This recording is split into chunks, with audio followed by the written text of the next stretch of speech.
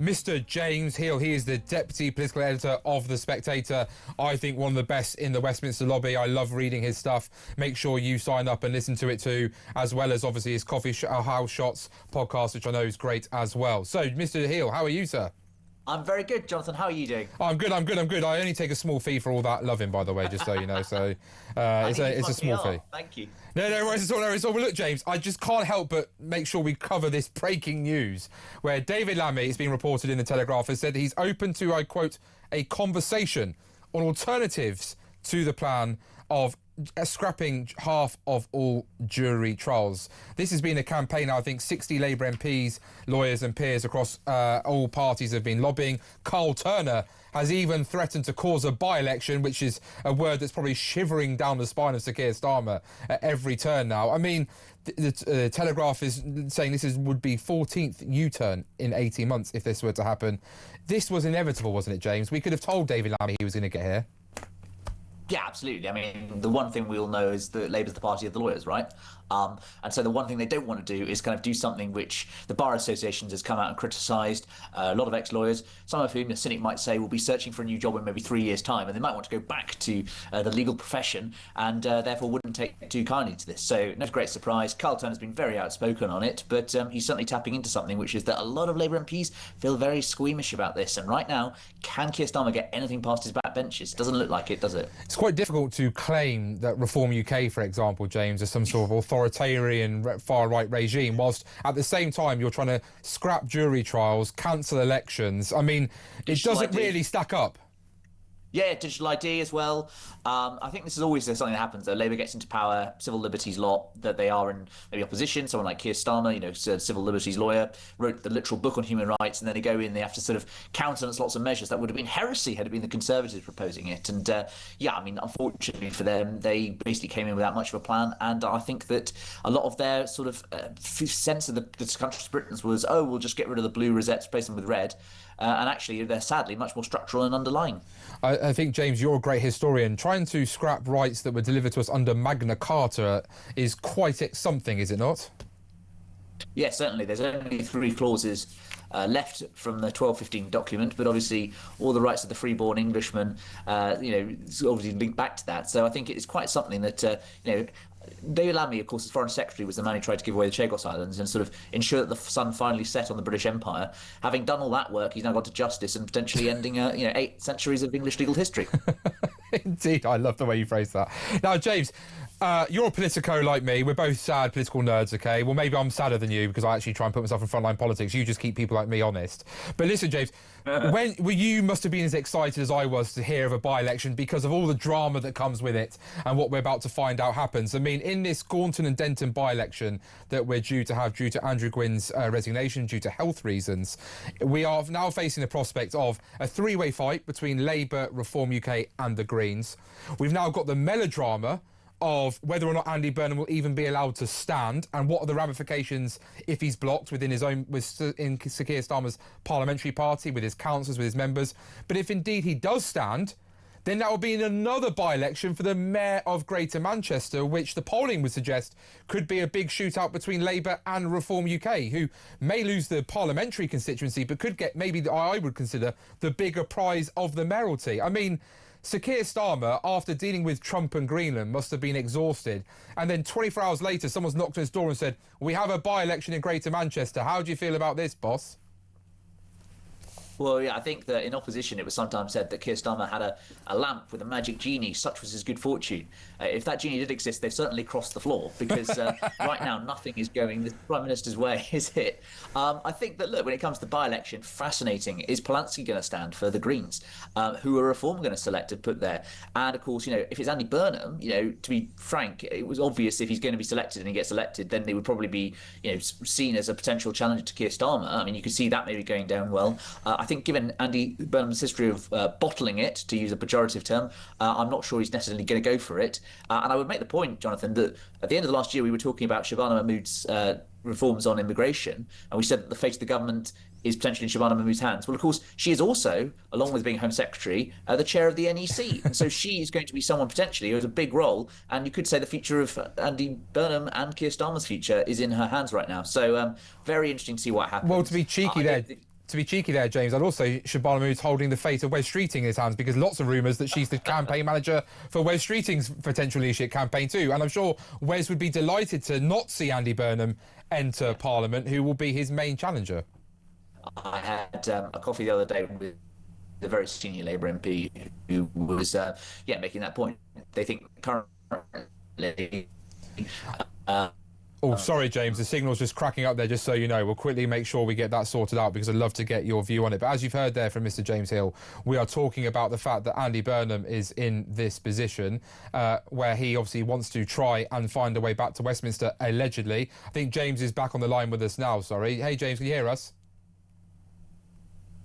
Oh, no, OK, he's just dropped off. We'll quickly make sure we get him back. Don't you worry, ladies and gents, because I love hearing what James Heale has to say. Well, I want you to make sure you're calling in, ladies and gentlemen, 0344 499 1000, and WhatsApping us and voice noting us, texting in the word talk at the start of your message to 87222, and message us and follow us on X at talkTV about David Lammy now looking to potentially U-turn on his plans to scrap half of jury trials.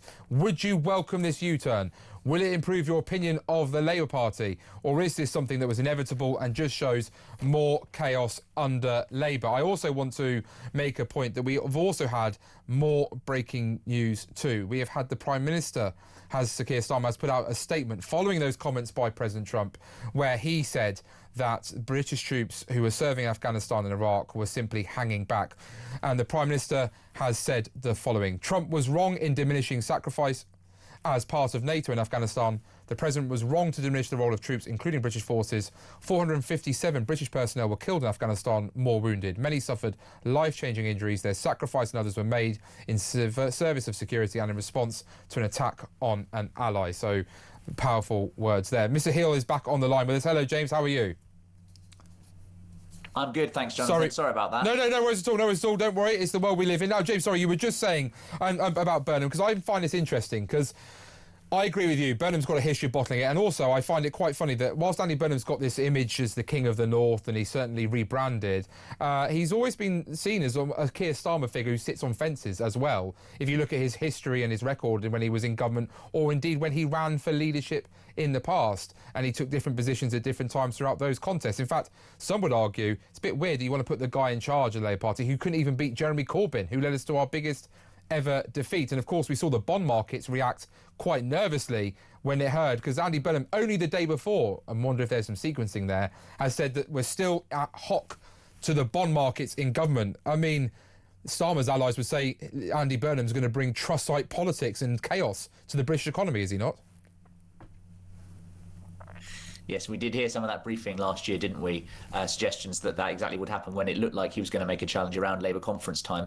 I think the danger for the Labour Party is the only thing they've got one chance. Talk about trust there. What happened in the last Parliament was they changed Prime Minister twice. And so you ended up with insurmountable calls for a general election. I think Labour's only got one chance at a switcheroo. And to do that before May or after May. And those arguing for a switch before May think, hang on, why are we sort of waiting around to kill our own narrative and wipe out half our party in Wales and Scotland? Why not do it now to try and save as many people as possible? The other half are saying, hang on a sec, it's not important to change leader before them, because they're just going to get walloped straight away and kill any momentum. We can't change again. So I think this whole thing is going to paralyse the Labour Party. Those on the right obviously want Wes Streeting. Those on the left probably want, or centre left I should say, probably want someone like Burnham or Rayner right now. But at the moment there's, I think, not the kind of critical push to get rid of it. And given the field is so wide open, half the party have the reason to stop whoever it may be. And I think it's interesting, this election, because Zach Polanski, as you say, he's from Greater Manchester, so there's a lot of talk that he may well actually put himself forward for this.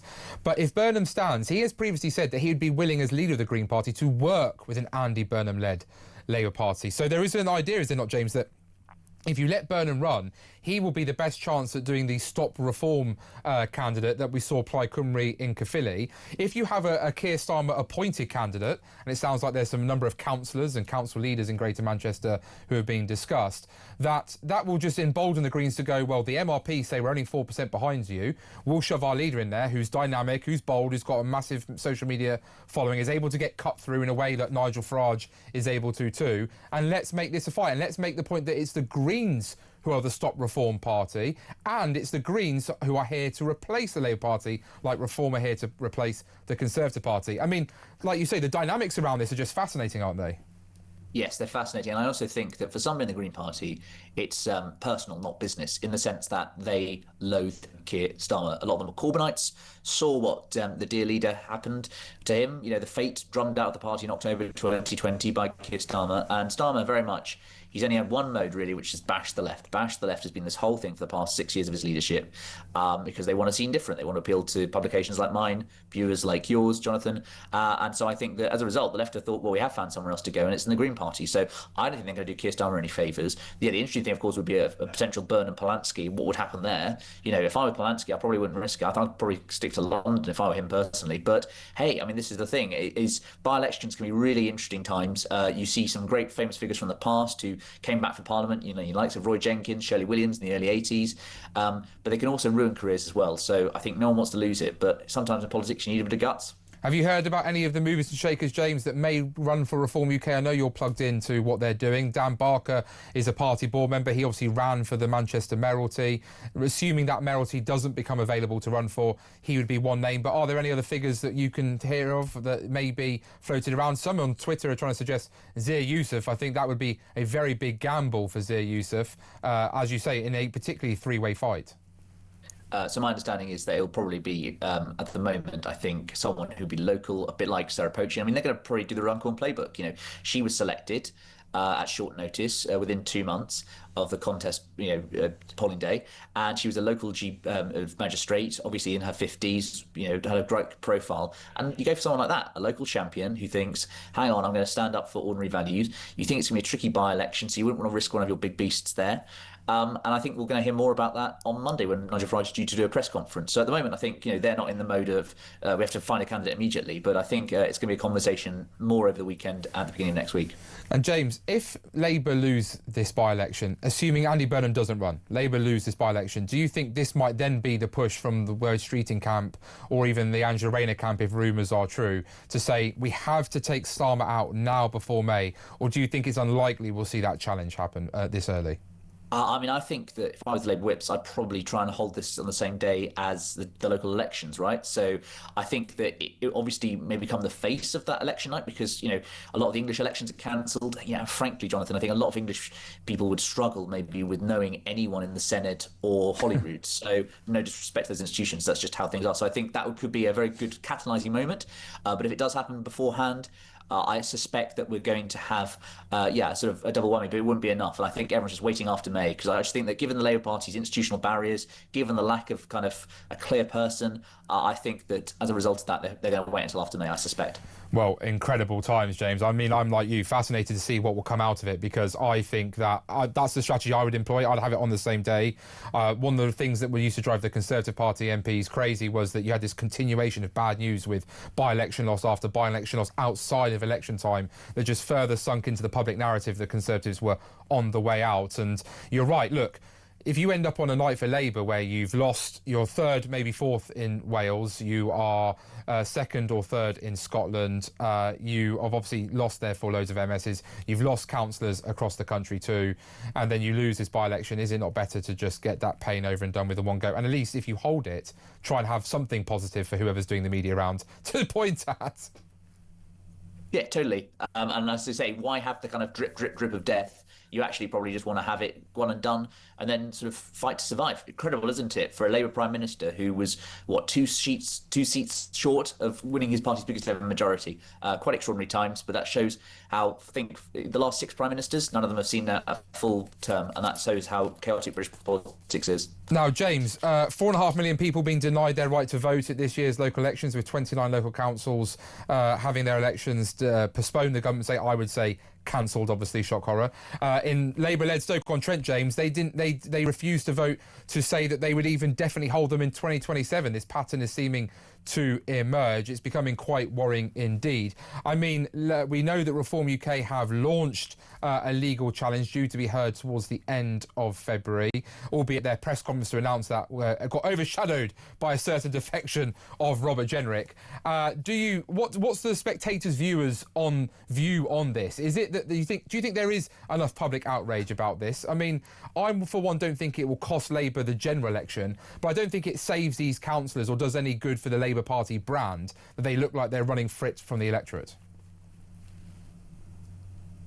Yeah, I certainly think it should be a potentially potent weapon for reform to use, and obviously, I think it does actually help. In some ways, reform's kind of dance. They're seen as this new untried party, etc., maybe with some authoritarian links, etc. But of course, they can come back and just point out that, hang on a sec, look at what Labour's doing in government. I'm fairly cynical about this. I don't think that it's going to do much to publicly cut through. I've not seen any evidence of that. I think it'll energise reform activists. I think it'll help the messaging. But in the wider public, I'm not sure there'll be a backlash. I don't think there'll be a political penalty for this, rightly or wrongly. And you know what? If I was in one of these areas, I probably would be doing the cynical but wrong thing to do, which would be cancelling these elections, because the whole point of what the Labour and Conservatives need to do is play for time, hope something happens to trip up Nigel Farage, try and save as many of their people, keep the resources, frame it as the two big parties, and so why on earth would they give reform a gift on a political platter by letting them kind of slaughter them all in May? So I think they are going to try and cancel some of these for as long as possible.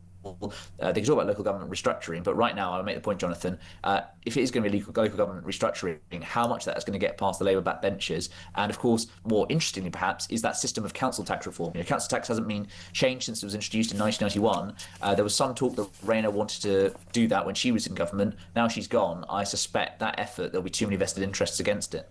Well, this is interesting, James, and I think the problem I've got is that Labour are not being consistent. So if you take Staffordshire, where I obviously live, right, Cannock Chase and Tamworth, both Labour-led, were due to have elections for, I think, a third of each of their councillors. They've had theirs cancelled. But the all-out elections in Newcastle Underline Borough, Conservative-led, are going ahead.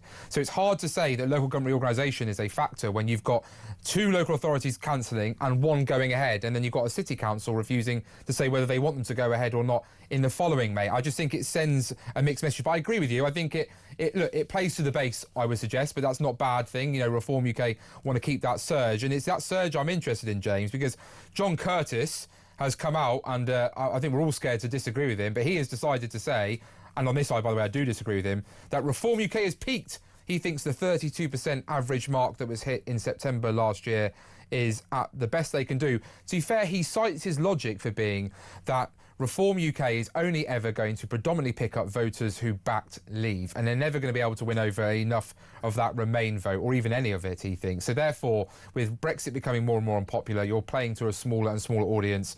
He does point out the Conservatives have improved, but they're still at 19%, well below where they even got in that disastrous set of elections in July 2024. There's still people like me sacked from office, rightfully, as I would argue, over that disgraceful record and time in government, particularly when it came to migration.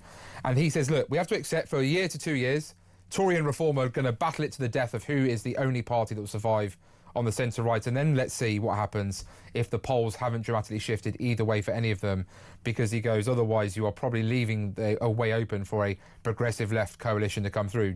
But do people in Reform buy this? Do they think that they've peaked at this moment in time, or do they think that there's a lot of don't knows that aren't being counted, or indeed people that they can tap into?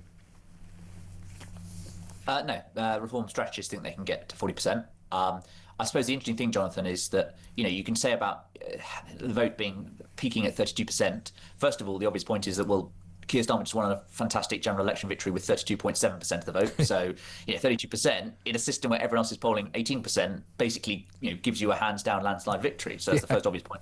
The second point is that yes, he may have a sort of peak in terms of people will be turned off by it, but it also gives you a really stubbornly high coalition, which the likes of the Conservatives can't tap into. The Conservatives are struggling to say, look, their argument is Kemi Badenoch is a much more palatable person. That may be true, but if they have a really loyal Reform bloc, ultimately, when it comes to the election, people in Reform think that some of those Tories will be very pragmatic about this and say, well, look, I don't love Nigel, but it's only going to be him or Keir Starmer, and frame it as a two-horse contest. So they reckon that it'll be much more of a left-right bloc, and that actually a lot of Tories will be quite tactical and sensible, a bit like those UKIPers and Brexit Party were back in 2019 when they lent their votes to Boris Johnson. I think you're right, James. We always talk about tactical voting on the progressive left, actually. That does therefore mean that logic should apply that on the right that will happen too. And I think you're correct in saying that voters are aware in parts of the Red Wall it's becoming increasingly clear it's a fight between Labour and Reform for those seats in England, just like in certain shire seats, maybe the South West in particular, it's more of a Lib Dem versus Conservative